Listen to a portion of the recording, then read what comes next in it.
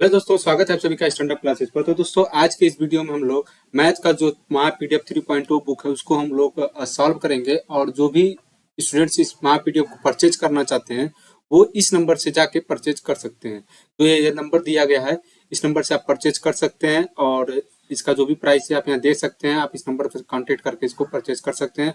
इसमें देखिए टोटल आपका 20 सेट है, ठीक है, 20 सेट है। इसको आप सॉल्व कीजिएगा, आपको लगेगा कि हाँ ये क्वेश्चन अच्छे हैं, ठीक है। एक बार आप इसको जरूर देख के जाइएगा। और ये भी जो जो भी हम लोग इसमें करेंगे, जो भी इस क्लास में हम लोग सॉल्व करेंगे, इसी जो महा पीडीएफ है इसी का हम लोग सोल्यूशन करेंगे। वो इसमें बस आपका क्वेश्चन दिया गया है और इसमें सोल्यूशन हम लोग अलग से यूट्यूब पे कर लेंगे। तो आप लोग एक बार परचेज करके वहां से आप लोग खुद से सॉल्व कर सकते हैं। 1 सेट 2 सेट जल्दी जल्दी सॉल्व कर देख सकते हैं। जो क्वेश्चन नहीं आएगा यहाँ पे क्वेश्चन आके आप लोग देख सकते हैं। तो ऐसा करके आप वहाँ पीडीएफ को कंप्लीट कर सकते हैं। और जैसा कि आपको पता होगा कि जो आपका एग्जाम डेट है वो बहुत ही जल्द आने वाला है। शायद 2 दिसंबर से आपका पेपर है, जो एक नोटिस वायरल हो रहा है। आप एक बार चैनल पर विजिट कर लीजिएगा, वहां से आपको पता चल जाएगा, ठीक है। तो सबसे पहले हम लोग इस क्लास को हम लोग स्टार्ट करेंगे। और सबसे पहले हम लोग चलेंगे पहले क्वेश्चन की तरफ। जो सेट 1 है इसमें का, ये आपका क्वेश्चन नंबर 1 है। जो पहला सेट है इसमें मैंने ऑलरेडी बता चुका हूँ कि इसमें आपका 20 सेट है, ठीक है। ये इसमें आपका 20 सेट है, उसमें सेट सेट नंबर 1 है, इसका जो पहला क्वेश्चन है। इसी तरह आपका दोनों लैंग्वेज में देखिए, इसमें जैसे कि दोनों लैंग्वेज में दिया गया है, इंग्लिश में भी दिया गया है और हिंदी में भी दिया गया है। दोनों लैंग्वेज में आपका जो क्वेश्चन रहेगा आपको कोई दिक्कत नहीं होगा। अब बहुत ही अच्छे क्वेश्चन हैं, हर एक मैक्सिमम एग्जाम में आए हुए क्वेश्चन है। और एक बार इसको आप लोग देख के जब देखेंगे तो आपको पता लगेगा कि क्वेश्चन किस लेवल के हैं, ठीक है। तो सबसे पहले देखिए इस क्वेश्चन को हम लोग सॉल्व करते हैं। क्वेश्चन नंबर 1 पे देखिएगा, दिया n is the largest 2 digit number which when divided by 3 4 and 6 leaves the remainder 1 2 and 4 respectively. What is the remainder when n is divided by 5, ठीक है। यह n 2 अंकों की सबसे बड़ी संख्या है जिसे 3 4 और 6 से विभाजित करने पर क्रमशः 1 2 और 4 शेष बचता है। जब n को 5 से विभाजित किया जाता है तो शेषफल क्या होगा। जैसे कि देखिए, मैं जो क्वेश्चंस को है मैं हिंदी में पढ़ दूंगा, आप लोग एक बार इंग्लिश में मिलाकर कुछ टर्म्स में इंग्लिश में यूज कर दूंगा, जिससे हिंदी और इंग्लिश के दोनों स्टूडेंट्स को कोई दिक्कत नहीं होगा। आप लोग इस क्लास को अच्छे से पूरे 10 क्वेश्चन को देखिएगा, साथ में सॉल्व करने की कोशिश कीजिएगा। और आपको लगता है कि हाँ सर इसमें कुछ वो है तो आप एक बार जरूर देखिएगा। देखिए n 2 अंकों की सबसे बड़ी संख्या, ठीक है। तो देखिए इसमें जो दिया गया है, देखिएगा, ये देखिए जो दिया 3 4 पे विभाजित है, ठीक है। तो देखिए 3 और 4 और 6 का जो एलसीएम कितना हो जाएगा, 3 4 और 6 का एलसीएम जो होगा वो कितना हो जाएगा, आपका आपका 12 हो जाएगा, ठीक है। 12 इसका क्या हो जाएगा, एलसीएम हो जाएगा, ठीक। अब देखिए क्रमशः 1 2 और शेष 4 शेष बचता है। इसमें देखिए जो भी शेष बचता है इसको हम लोग घटा देते हैं। इसमें से 1 घटा दीजिए, इसमें से 2 घटा दीजिए, इसमें से 2 4 घटा दीजिए। ये आपका क्या हो जाएगा, ये आपका 2 यहाँ पे बच जाएगा, यहाँ पे भी 2 बच जाएगा और यहाँ पे 2 बच जाएगा। ये आपका हो जाएगा डिटेक्टिव नंबर हो जाएगा, ठीक है। अब यहाँ देखिए जो अब 12 का जो सबसे मतलब हाईएस्ट नंबर होगा, 12 का जो क्या बोलते हैं उसका मल्टीपल, तो देखिए आप 2 अंकों की सबसे बड़ी संख्या क्या होगी, 99 होगा। लेकिन ये 12 का गुणज है नहीं, तो 12 का गुणज कितना है, 96। कितना हो जाएगा, 12 बटे 96। 96 क्या है, 12 का गुणज है। समझ में आया, 12 का गुणज कितना है, 96 आपका 12 से डिविजिबल है। अब इसमें से जो दो शेष बच रहा है हम लोग का, ये हम लोग इसमें से घटा देंगे। ये हमारा 2 अंकों की जो संख्या आ गई वो कितनी आ गई, 94 आ गई। और आप क्रॉस चेक करना है तो आप 3 से 4 से 6 से आप एक बार क्रॉस चेक कर सकते हैं। क्रॉस चेक मतलब कि जैसे 3 से डिवाइड कीजिए देखिए कितना बच रहा है, 4 से डिवाइड कीजिए देखिए कितना बच रहा है, 6 से डिवाइड कीजिए कितना बच रहा है। एक बार यहाँ से आप देख सकते हैं। तो पूछा है कि जब n को 5 से विभाजित किया जाता है तो जो हमारे n का मान कितना आ गया, आपका 94 आ गया, ठीक है, 94 आ गया। अब इसको 5 से जब डिवाइड करेंगे तो 18 5 90, इसमें कितना बचेगा, 4 आपका क्या हो जाएगा, शेष हो जाएगा। तो क्वेश्चन नंबर 1 का ऑप्शन नंबर ए आपका क्या हो जाएगा, राइट आंसर हो जाएगा क्वेश्चन नंबर 1 का, ठीक है। इसमें कोई दिक्कत नहीं होना चाहिए था। अब हम लोग देखते हैं अगले क्वेश्चन पे, क्वेश्चन नंबर 2 पे। अलजेब्रा का क्वेश्चन है, कर सकते हैं अलजेब्रा भी कर सकते हैं, या हाँ अलजेब्रा कर सकते हैं आप सिंपल। या if 3x plus 5y plus 7z is equal to 49 and 9x plus 8y plus 21z is equal to 126, then what is the value of y, ठीक है। पूछा है कि आप y का मान ज्ञात कीजिए कितना होगा। अगर ये आपका क्या दिया है, ये आपका इक्वेशन दिया हुआ है, ठीक है। ये आपका इक्वेशन दिया हुआ है तो आपको बताना है कि इसका मान कितना होगा। इस क्वेश्चन सिंपल सा है, आप थोड़ा सा भी दिमाग लगाएंगे तुरंत आपका क्वेश्चन लग जाएगा। देखिए कोई आपके जो एग्जाम में कुछ क्वेश्चन इजी भी आते हैं, कुछ मॉडरेट भी आते हैं, ठीक है। देखिए इस क्वेश्चन को हम लोग कैसे सॉल्व करेंगे। एक बार ध्यान से आप भी थोड़ा देख लीजिएगा कैसे इसको सॉल्व करना है। वीडियो पॉज करके रोक के देख, ऐसा अब ये मत कहिएगा कि सर आपको टाइम नहीं देते सॉल्व करने के लिए। आप वीडियो को रोक के आप खुद 2 सेकंड 20 सेकंड लेके, कोई जरूरी नहीं है कि वीडियो के साथ ही आप सॉल्व करें, वीडियो रोक के आप 10-10 सेकंड लेकर टाइम अपना सॉल्व कर सकते हैं, खुद का टाइम लेकर सॉल्व कर सकते हैं। और मैं यहाँ पर रुकूंगा 20 सेकंड, तो वीडियो थोड़ा लंबा हो जाएगा। ठीक है, थोड़ा इसको आप माइंड करते हुए आप इसको थोड़ा समझ लीजिएगा। देखिए दिया 3x + 5y दिया है। देखिए जो 3x + 5y + 7z दिया है, ये आपका इक्वेशन नंबर 1 हो गया। ठीक है, ये आपका इक्वेशन नंबर 2 हो गया। मैं डायरेक्ट कर रहा हूँ क्वेश्चन, कुछ मैं ज्यादा लिख नहीं रहा हूँ। ठीक, अब देखिएगा इसमें हम क्या करते हैं, इस वाले इक्वेशन में आपको 3x + 5y, ठीक है, 3x + 5y + 7z equal to 49 equal to, देखिए प्लस 7z इक्वल टू 49। ठीक है, अब देखिए क्वेश्चन इसमें जो इसका कौन सा हो गया, फर्स्ट इक्वेशन हो गया। अभी देखिए सेकंड इक्वेशन कितना हो जाएगा, 9x + 8y + 21z equal to 126। आपका सेकंड इक्वेशन हो गया। अब इसमें क्या करते हैं हम लोग, इसमें जो है हम लोग क्या करते हैं, 3 से गुणा कर देते हैं, इसमें इसको एजिट रहने देते हैं। ठीक है, और इसमें 3 से गुणा करेंगे तो कितना आ जाएगा, देखिएगा यहाँ पे इस इक्वेशन को यहाँ लिखता हूँ मैं, 9x प्लस 15y और ये हो जाएगा 7 अब यहाँ से इसको गुणा करेंगे, 3 9 27 3 12 2 14 147 हो गया। अब इसको यहाँ पे हम लोग लिख के इसको क्या कर देते हैं, सब्ट्रैक्ट कर दें, इससे 2 - 1 नहीं, इक्वेशन सेकंड को इक्वेशन 1 से सब्ट्रैक्ट कर देते हैं, यानी घटा देते हैं। हम 9x लिखते हैं plus 8y plus 21z equal to 126। ठीक है, आप इसको जब सब्ट्रैक्ट करेंगे तो ये देखिएगा, ये आपका कैंसिल हो जाएगा, ये भी कैंसिल हो जाएगा, यहाँ से 21 हो जाएगा, और इसमें से अगर घटाएंगे तो 7y हो जाएगा बराबर 21। तो y का मान कितना आ जाएगा, y का मान आपका क्या हो जाएगा, 3 हो जाएगा। क्वेश्चन नंबर 2 का option number C is the right answer. ठीक है, ये क्वेश्चन नंबर सेकंड है आपका। अब क्वेश्चन नंबर थर्ड देखिएगा, दिया 4 पेन 6 नोटबुक और 9 फाइलों का मूल्य 305 रुपए है। ठीक है, क्या दिया है, 4 पेन 6 नोटबुक और 9 फाइलों का मूल्य 305 रुपए दिया है। तो 3 पेन 4 नोटबुक और 2 फाइलों की कीमत 145 रुपए है। तो 5 पेन 8 नोटबुक और 16 फाइलों का मूल्य क्या होगा। ये आपका क्वेश्चन नंबर थर्ड है। आप इसको एक बार वीडियो पास करके आप लोग एक बार इसको सॉल्व कर सकते हैं। ठीक है, देखिए कैसे हम लोग इसको सॉल्व करेंगे। यहाँ पे देखिएगा 4p + 6n, P for pen, N for notebook. ठीक है, इसमें मत पूछेगा सर F कहाँ से आ गया, P कहाँ से। ठीक है, ये आपका मान कितना दे दिया है, 305 दे दिया है। ठीक, अब देखिए क्या पूछा है, 3 pen plus 4 notebook plus 2 file, ये आपका हो जाएगा 145 रुपया हो गया। ये इक्वेशन फर्स्ट हो गया, ये इक्वेशन सेकंड हो गया। पूछा क्या है, तो 5 पेन 8 नोटबुक और 16 फाइलों का मूल्य पूछा हुआ है, कितना होगा। एक काम करता हूं मैं, इसमें हम लोग क्या करते हैं, 2 से गुणा कर देते हैं। ठीक है, इस इक्वेशन नंबर 1 में 2 से मल्टीप्लाई कर देंगे, इक्वेशन सेकंड को एजिट रहने देंगे। मल्टीप्लाई कीजिए, ये हो जाएगा 8p, ये हो जाएगा 12n, और ये हो जाएगा 18f, और ये हो जाएगा 610। ठीक है, 610 हो जाएगा। अब यहाँ से आप लोग क्या कीजिए, सब्ट्रैक्ट कर दीजिए, यानी घटा लीजिए। घटाएंगे तो 8 में 3 जाए 5p, और 12 में 4 जाए 8n, और 18 2 जाए 16f, ये हो गया आपका। ठीक है, अब यहाँ से अगर घटाते हैं तो ये आपका हो जाएगा आपका 465 हो जाएगा। ठीक है, 465, ठीक 465 हो जाएगा। ठीक, हाँ 465 ही हो जाएगा। ठीक है, देखिए 465 करेंगे तो ये आपका 465 हो जाएगा। ये आपका 465 पे आपका क्या हो जाएगा, राइट आंसर हो जाएगा। क्वेश्चन नंबर थर्ड का ऑप्शन नंबर बी। देखिएगा 5 pen plus 8n plus 16f दिया हुआ है। तो एजिट हमने जब इसको सॉल्व किया था, एजिट मेरा उतना ही मान आ गया जैसा जितना का पूछा हुआ है। 5 पेन का पूछा था, 8 नोटबुक और 16 फाइल का। ये हमारे देखिए 5 पेन 8 नोटबुक 16 फाइल का जो मान है कितना आ गया, 465 रुपया। ठीक है, अब क्वेश्चन नंबर 4 की तरफ चलते हैं। क्वेश्चन नंबर 4 देखिएगा, टाइम एंड वर्क का बढ़िया सा क्वेश्चन है। ठीक है, देखिए मैं आपका ज्यादा टाइम वेस्ट नहीं कर रहा हूँ, क्योंकि देखिए अब बीच में इसलिए मैं ज्यादा बात नहीं कर रहा हूँ, क्योंकि देखिए आपका जो समय है बहुत ज्यादा कीमती है। ठीक है, तो इसकी वजह से थोड़ा सा बात को कम करते हुए काम पे ज्यादा ध्यान देना चाहिए। ठीक है, देखिए जो भी आपका क्वेश्चन नंबर 4 है, देखिए क्या दिया हुआ है, ए और बी एक साथ काम करते हुए एक काम को 40 दिन में करते हैं। ठीक है, ए और बी एक काम को साथ में करते हुए 40 दिन में करते हैं। बी और सी उसी काम को 36 दिनों में करते हैं, और तीनों एक साथ उस काम को 24 दिनों में कर सकते हैं। तो बी अकेले उस कार्य को कितने दिनों में पूरा कर सकता है। क्वेश्चन नंबर 4 है, बहुत ही बढ़िया क्वेश्चन, वर्क एंड टाइम का। देखिए दिया ए प्लस बी कितने दिन में कर सकते हैं, 40 दिन में कर सकते हैं। बी प्लस सी कितने दिन में कर सकते हैं? 36 दिन में कर सकते हैं।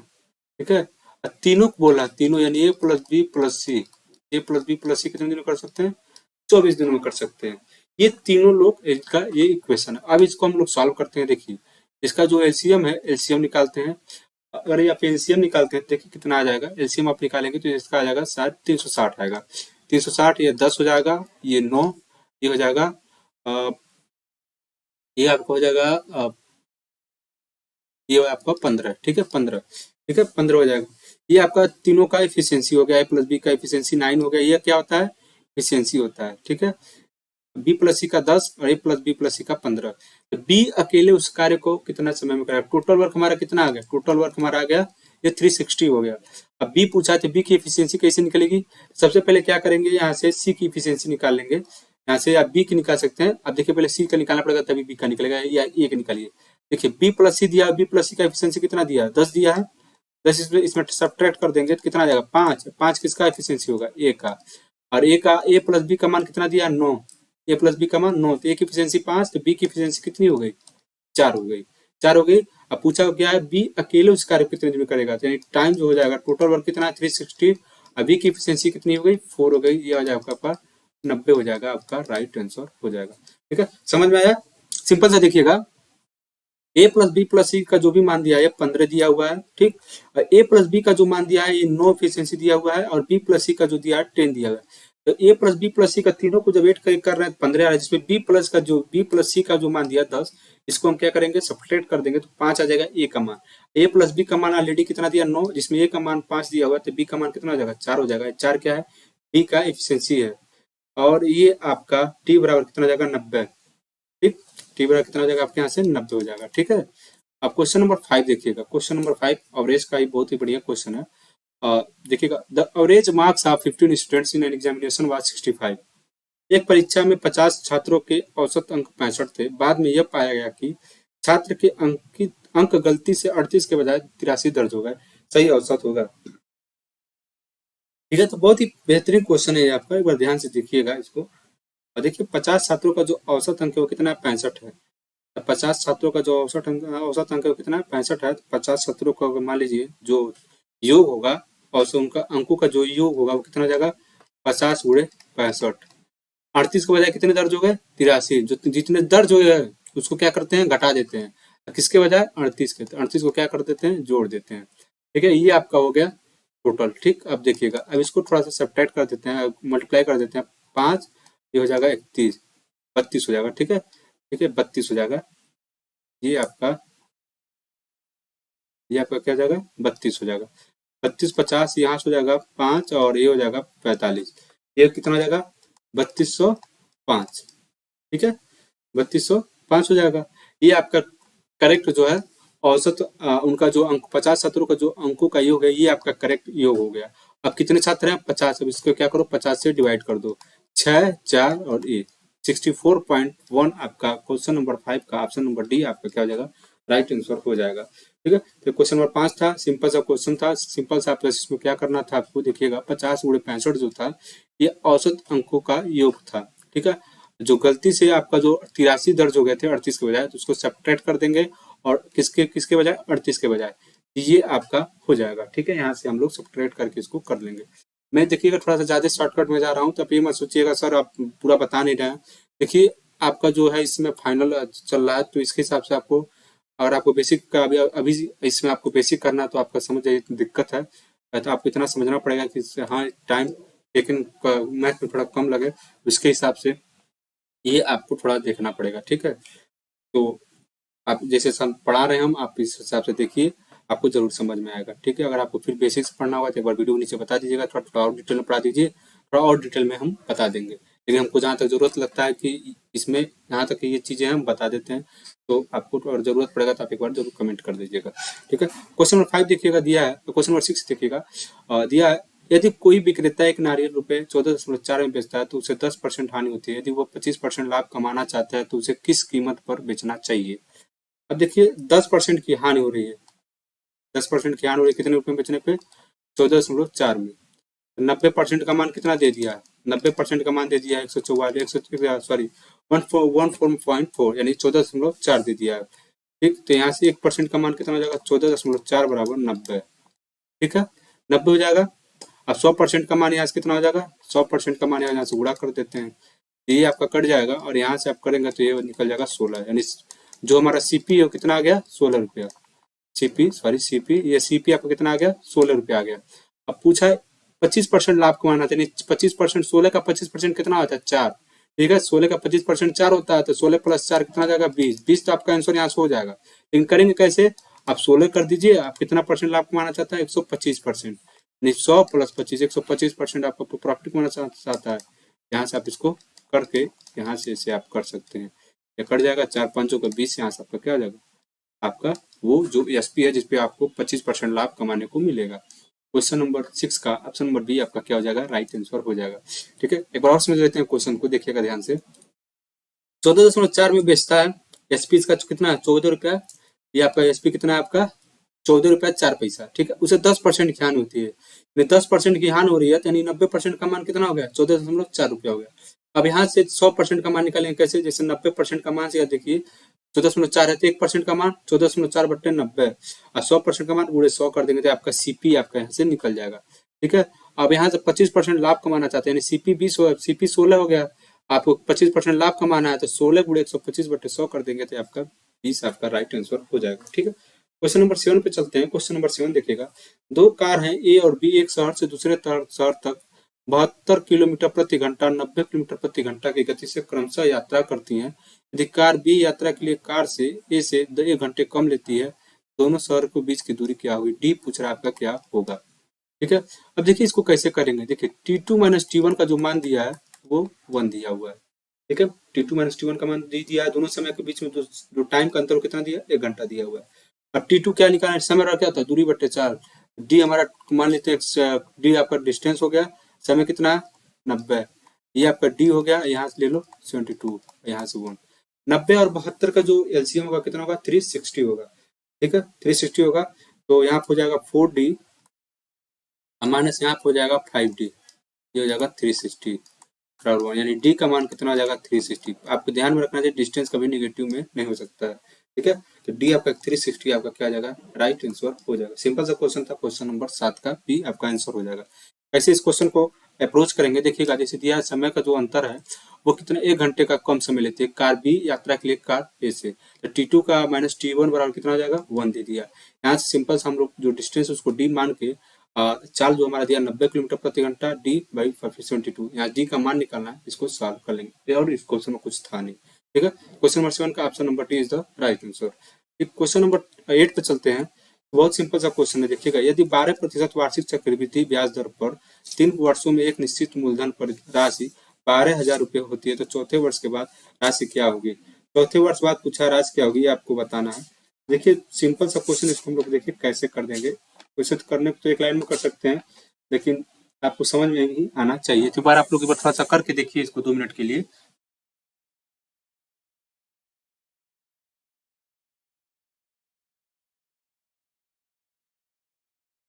देखिए इस क्वेश्चन को कैसे करेंगे। ठीक है, एक बार आप लोग इस क्वेश्चन को देखिएगा कैसे। देखिए सिंपल से अगर आप करना चाहते हैं, 4th ईयर का पूछा है, चौथे वर्ष के बाद का राशि पूछा है, तो सिंपल से अगर आप एक लाइन में करना चाहते हैं तो ये आपका क्या है 12,000 मूलधन है प्लस 1 और आपका कितना है 12 और बटे 100 कर देंगे, ये अनकमा 1 चौथे वर्ष के बाद पूछा है, तो यहाँ से आपका सीधे यहाँ से सॉल्व कर सकते हैं, तो ये आपको हो जाएगा 12,000 प्लस 1.12।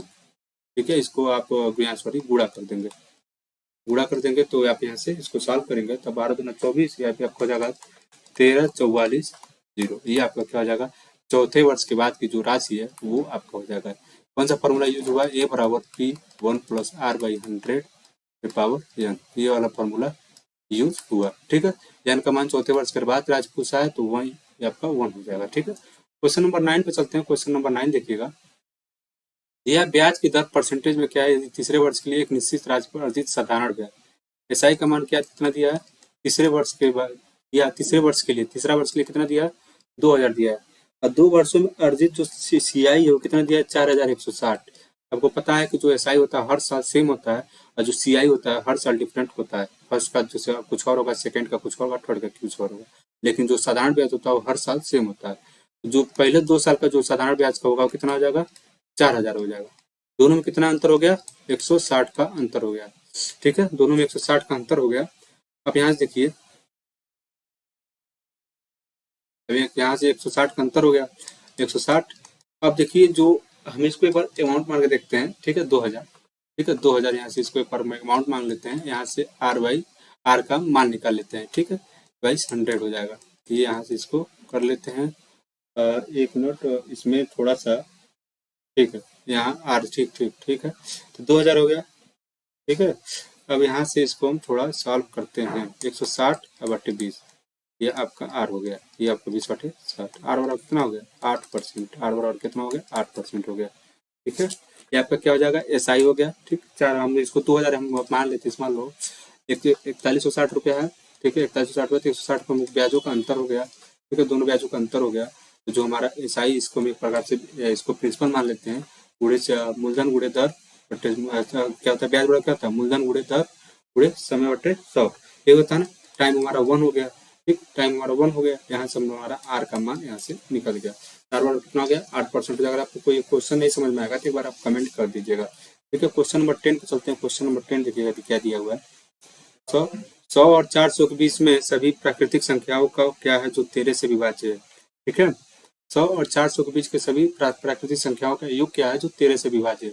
सबसे पहले देखिएगा 100 और 400 के बीच की सभी प्राकृतिक संख्याओं का योग। तो देखिए सबसे पहले 104 डिवाइड होगा, 117 डिवाइड होगा। ऐसे करते करते जाएंगे आप, तो लास्ट आपका जो नंबर आएगा वो कितना जाएगा, 390 से डिवाइड होगा। तो आपको ये नहीं पता कि 100 से लेके आप 400 के बीच में कितने नंबर है, आपको पता नहीं है। अब देखिए एपीजीपी आप पढ़े होंगे 12th में, यहाँ पे एपीजीपी का यूज करके हम लोग इसको सॉल्व कर सकते हैं। सबसे पहले यहाँ देखिए टी एन बराबर क्या होता है, A plus N minus 1 into D होता है। ठीक है, सॉरी डी होता है। और टी एन जो आपका क्या होता है, लास्ट टर्म में लिख लेते हैं। 390 हो गया। ए का मान कितना दिया है, ए जो होता है हमारा ये फर्स्ट टर्म होता है, 104 हो गया। डी जो होता है कॉमन डिफरेंस होता है, यानी दोनों के बीच में दो डिफरेंस होता है। और एन हमको निकालना है, कॉमन डिफरेंस कितना जाएगा, 13 हो जाएगा। ठीक है, कॉमन डिफरेंस 13 हो गया। अब इसको हम लोग थोड़ा सॉल्व कर लेते हैं। 390 104 प्लस एन माइनस 1 रहने देते हैं, ये आपका 13। इसको सब्ट्रैक्ट करेंगे तो ये आपका हो जाएगा 286 हो जाएगा। ठीक है, 286/13 एन माइनस 1, ये आपका हो जाएगा 13, यानी कितना जाएगा, 22 बार में कट जाएगा एन माइनस 1। तो एन बराबर कितना आ जाएगा आपका, एन बराबर आपका आ जाएगा 23। एन बराबर कितना आ गया, 23 आ गया। अब देखिए सम ऑफ जो नंबर होता है, आपको पता होगा इसमें एपी में एक और फॉर्मूला होता है, n/2 2a plus n minus 1 into D.